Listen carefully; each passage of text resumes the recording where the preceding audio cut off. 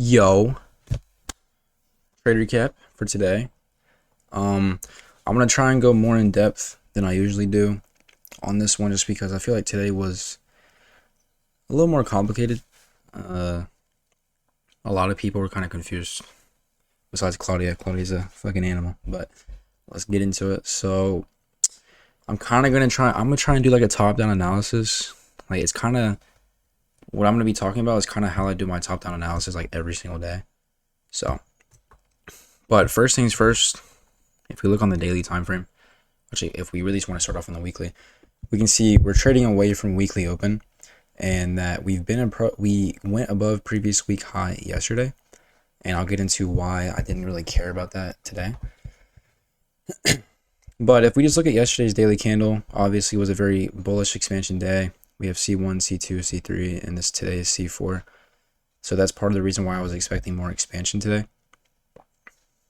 And then also, we had this strong bullish close way past these highs, right? So it's not showing any sign of manipulation. And this was my next draw on liquidity. Pretty simple why. But I wanted to see how we reacted at these highs. And if we just take a look, let me mark these highs out. Okay, so if we just take a look, we took these highs around 4 a.m. I mean, if you just look on the hourly time frame, we're clearly not manipulating these highs, right? So clearly that's not enough liquidity for us to get. So I'm expecting more expansion. But if we look at NQ, there's nothing for us to trade to. Like if we go to 4 a.m. on NQ, at the 4 a.m. candle high was like an all-time high. So we have no draws and liquidity to trade to. If you want to, yes, you can trade NQ and look for a standard deviation or just go for a 2RR. Like you can do that. But me personally, I'm not somebody who likes to trade when there's no open draws and liquidity. Like, for example, if YM was also at all-time highs, like they were both at all-time highs, then I would have taken a trade and just targeted 2RR. But since YM has the open draws and liquidity, and NQ doesn't, I'm going to focus on YM. I don't want to take NQ. Obviously, I'm going to still use NQ to get a basis, but I don't want to trade it, okay? So yeah, like I said, we did not manipulate this high, so clearly showing that we're expanding. The draw and liquidity that we've already taken is not enough, okay? Now, if we look at the 4 hour, going into into market open, obviously we're on this 4 hour candle here. Pretty simple why I wanted expansion. We swept this 4 hour low, so we have C1, C2, C3, and this is C4. So I was expecting C4 of the 4 hour candle to give us all of our expansion. And what I mean by that is after C4, I'm not expecting us to continue to expand. So that means that I'm expecting my draw and liquidity to get taken before 10 o'clock. So that means I'm trying to get on side around market open or maybe even before market open, right? So with that in mind, I did not want to be in past 10 o'clock. So if I would have taken a trade and it would have hit 10 o'clock and I hadn't hit TP yet, I probably would have just closed once we swept previous 4 hour high or we had a previous 4 hour SMT or something like that. It would have been like a time-based exit. But we hit TP before 10 o'clock, so I didn't have to do that. Now let's get into why this is my main draw on liquidity. Very simple. We had a SMT. This should be a daily SMT, I believe. Yeah, so we had SMT with this high. We created it yesterday. So yeah, we have this SMT here. I'm still bullish, right? So what do I tell y'all every single time? If you're trying to trade a lagging asset, what are you looking for? Change in strength, right? So that's literally all I was looking for. Now, if we scale down to the hourly, we had an SMT with this previous hourly candle. What is this? I don't even know what that SMT is. I think it's a 30-minute. But we had an SMT with this hourly candle here. Right here. So that's just, supporting my bias. Not super important because obviously we're trading away from that level. But, it just supports the bias. Now, the main thing I was looking at is we filled this hourly for value gap and we got a swing point, right? So we have C1, C2, C3. What can we expect? C4 to expand, right? I mean, T-Trades calls it the fractal model for a reason, bro. It's fractal on every single time frame. Like, I'm trading, if you just look at this, right? Let's see. C1, C2, C3. Wait, no. Yeah, C1, C2, C3. I'm trading C4 on the daily, C4 on the 4-hour, C4 on the hourly. I mean, he calls it the fractal model for a reason, bro. It's fractal. It works everywhere. So, going into market open, I didn't want to long, like, right off market open because, like, we're just really overextended, right? I'm not trying to long the top. And also, I wanted to see some sort of manipulation. I didn't care which asset gave it. If NQ would have gave the manipulation, I really wouldn't have cared. I just wanted to see some sort of manipulation, some sort of SMT, which we got that. Off market open, we dumped, swept previous 30-minute low, filled the 30-minute fair value gap. And then we had an SMT, obviously that ended up getting disrespected. But at the time of entry, it was still valid. So I think NQ only retraced like here or something like that. So we had that SMT. Now, once we manipulate, form this SMT, obviously I'm looking for longs, right? But if we take a look at the higher time frames, there's no entry. So I took a 1-minute entry, which I like never do. The reason why I took a 1-minute entry is because of how fast we were moving. Okay. So we have this move down, manipulation, we form this SMT, right? So instantly I'm like, okay, I'm looking for longs.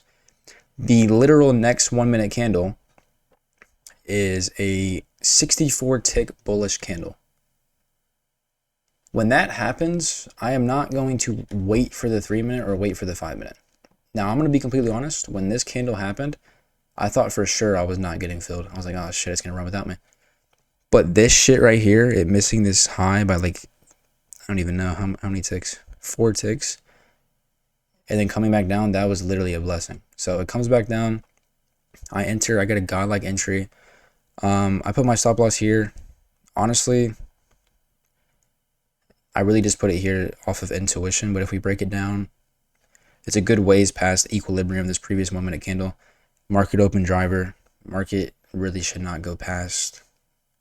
Really, if market open like taps this and still goes deeper, it's not an ideal driver, right? Like we want a driver to just expand. So limited there. TP was the SMT high because, I mean, dude, I can't stress it enough, bro. Strength switching might be like the holy grail of trading. We have this SMT, we get the strength switch. That is telling us that high, that SMT, that high is not going to hold.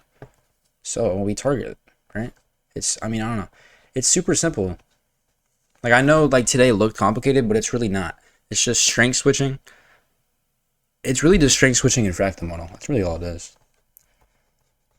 Because we had a fractal model on the hourly.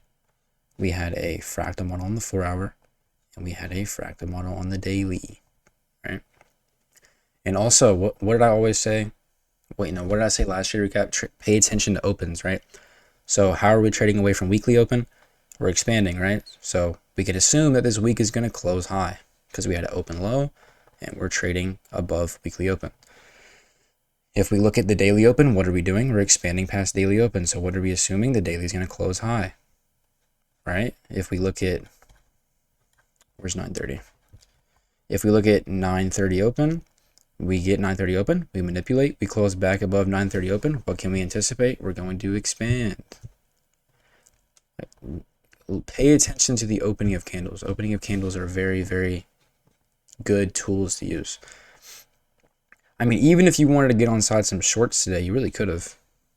I wouldn't use the 1-minute when we're up here, but like once we take out this draw on liquidity, since it's going to be a C5, we can really just look for shorts. So we have 10 o'clock open. What does 10 o'clock do? Gives us manipulation. What do? We close below 10 o'clock. I mean, bro, you can't tell me this shit isn't textbook. Like, hello? Now, here you would only want to target 2RR or less because you're trading a retracement. You're not trading an expansion, right? If you wanted to trade expansion, you would have had to trade NQ. But dude, it's just textbook. Pay attention to the opening of candles. Pay attention to the strength switching. Pay attention to, like, where are we?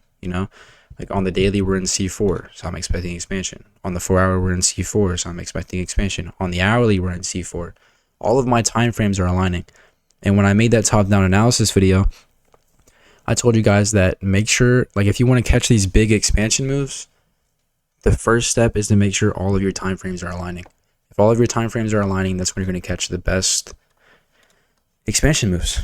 Because like after we took this high, after we took this SMT high, YM kept expanding to these highs.